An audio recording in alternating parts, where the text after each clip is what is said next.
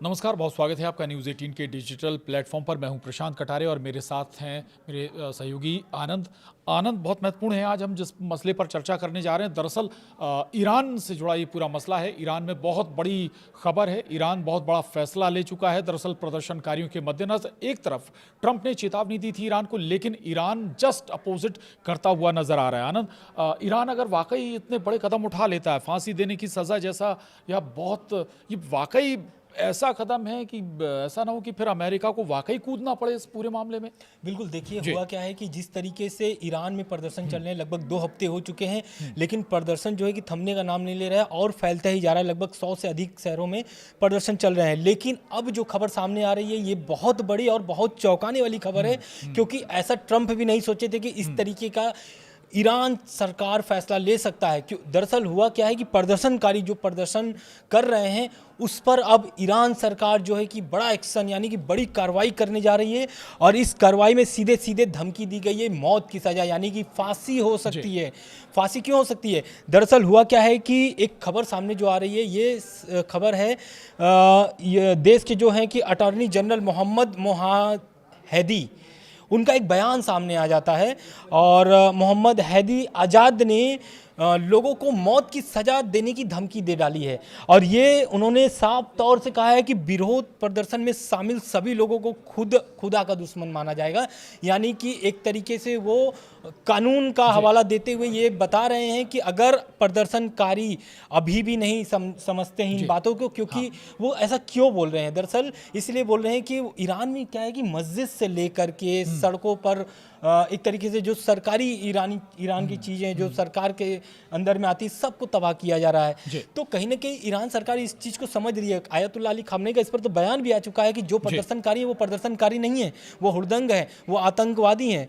वो एक तरीके से साफ साफ बोल दिया। और ये जो विदेशी ताकतें हैं उसमें शामिल। यहाँ पर ये स्थिति भी है, तो महंगाई चरम पर है। दूसरा, रियाल का जो अगर हम कहें इतना डिवैल्यूएशन हो गया है कि भाई आम जनता परेशान है। तो उससे अगर आम जनता नहीं निकल पा रही है बाहर, तो फिर ऐसे हालात तो बनेंगे। बिल्कुल, लेकिन अब हालात तो बनने चाहिए ही, क्योंकि बना ही गया है। ऐसा बोलने वाली बात ही नहीं है, बना हुआ है। हालत एकदम स्थिति खराब है, क्योंकि दुकानें सारे बंद है, लोग सड़कों पर हैं, भूखे मरने की नौबत आ चुकी है। लेकिन ये मौत की सजा की चेतावनी का क्या आधार है कि कहां से दावा किया जा रहा है? तो बुलमर्ग की जो रिपोर्ट के मुताबिक ईरान के में इस तरह के अपराध करने पर मौत की सजा दी जाती है। ईरान की कानून की धारा 146 के अनुसार अगर कोई समूह या संगठन इस्लामिक रिपब्लिक के खिलाफ सशस्त्र विरोध में शामिल होता है, तो उसके सभी सदस्य या समर्थक जो जानबूझकर उसके उद्देश्य में सहायता करते हैं, तो उन्हें खुदा का दुश्मन माना जाएगा। भले ही उन्हें खुद हथियारबंद या फिर गतिविधियों में हिस्सा न लिया हो। लेकिन धारा 190 में अगर देखा जाए तो मुहर्रम के लिए, यानी कि खुदा के दुश्मन के लिए सज़ा बेहद कठोर बताई जा रही है इसमें। तो कुल मिलाकर ये बात है कि अगर ईरान में जो प्रदर्शन कर रहे हैं, जो सड़कों पर प्रदर्शन कर रहे हैं, आपको भी पता है कि प्रदर्शन में कौन कौन से लोग शामिल हैं। पहला तो व्यापारी, क्योंकि व्यापार की वजह से ही सारा ये प्रदर्शन चल रहा है। उसके बाद आ जाते हैं छात्र पर, 17 से अधिक विश्वविद्यालयों के छात्र के इसमें शामिल हो चुके हैं। उसके बाद आती है आम जनता पर, आम जनता भी अब दिखने लगी सड़कों पर। उसके बाद ये चौथा चरण मुस्लिम महिलाओं का इसमें।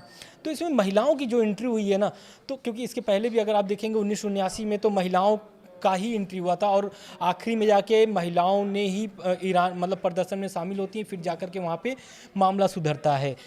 खुमैनी साहब की फिर वहाँ पे सत्ता आती है।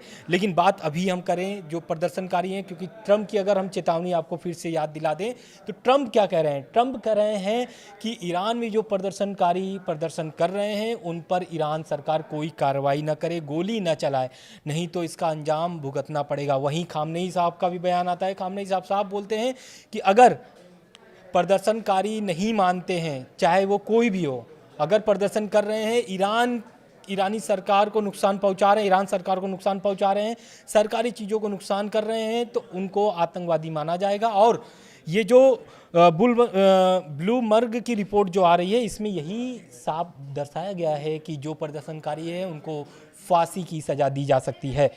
और आगे क्या बात करना है, बात यह है कि जो मौतें हो रही हैं लगातार बढ़ते जा रही हैं, आपको भी पता होगा 500 से अधिक, हालांकि ये अभी ईरान की तरफ से कोई आधिकारिक पुष्टि नहीं है, लेकिन बहुत सारे न्यूज एजेंसी हैं जो ये दावा कर रहे हैं कि 500 से अधिक लोगों की इस प्रदर्शन में अभी तक मौत हो चुकी है। तो समझना ये पड़ेगा कि क्या ईरान में अब ये मामला और बढ़ता जाएगा या फिर मामले को खामनेई साहब कंट्रोल कर पाएंगे। बात करें अगर मसूद पेजेस्कियान की, तो मसूद पेजेस्कियान भी इस मामले को लेकर के बहुत ही चिंतित हैं, लेकिन कुछ भी करते हुए वो सफल नहीं नज़र आ रहे हैं। खबर एक और भी आ रही है कि IRGC के अंदर में एक जो मिसाइल सिटी है उसको भी ये लोग एक्टिव कर चुके हैं। तो ट्रंप और इजराइल के दबाव में तो ट्रंप हैं, और अमेरिका एक तरीके से कार्रवाई करने के मूड में भी है, अटैक करने के मूड में भी है। खबरें आप देख रहे होंगे लगातार ईरान पर नए नए अपडेट्स आ रहे हैं। अब जो प्रदर्शन जो लोग कर रहे हैं, प्रदर्शन करने का तरीका भी अलग हो गया है। वहाँ पर जो छात्र हैं, जो व्यापारी हैं, वो तो प्रदर्शन सड़क पर कर रहे हैं, लेकिन इसके अलावा भी रात के अंधेरे में भी वहाँ पे प्रदर्शन हो रहा है। रात के अंधेरे में प्रदर्शन लोग कर रहे हैं और खामनेई के खिलाफ नारा जमकर लगा रहे हैं। तो अब देखना ये होगा कि ईरान में जो ये प्रदर्शन हो रहा है कब तक थमता है या नहीं होता है, आने वाला समय बताएगा। लेकिन अब तक के इस वीडियो में अब तक इतना ही। धन्यवाद।